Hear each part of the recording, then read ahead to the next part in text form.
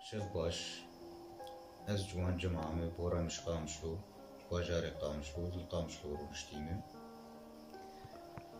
Ez rivayeta Mamoste Elî dixwînim, Sima Tamtar û Eşqin, ji wir çend setrajê dixwînim. قبل أن يصل إليها بعدة خطوات ناداها: آزاد، بيريفان. بيريفان: ماذا تريد يا آزاد؟ آزاد: أحبك. توقفت بيريفان لوهلة، فقد ازدادت الرجفة في ركبتيها وبدأ قلبها الذي كان يدق طوال الطريق تتسارع ضرباته ليهز صدرها السعيد بحمل أدائها. أكملت تقدمها وتوقفت عنده قائلة: ماذا قلت؟ هي تعلم ماذا قال، لكنها تريد سماع الجملة التي لم تسمعها من أحد قبله مرة أخرى، ولا تعلم بأنها ستسمع ذلك كثيرا بعد الآن.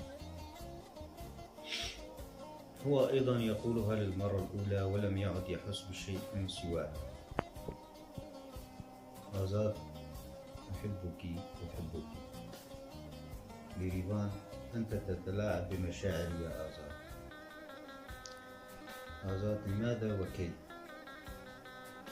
بيريفان: أنت متعلم وغني، وأنا الكروية التائهة في الفقر، وليس من عادتي أن أحلم بالنجوم.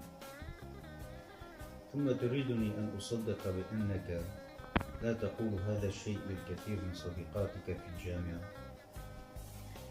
اذهب يا آزاد، ولا تشوه سمعتي، فأنا لا أملك سواها.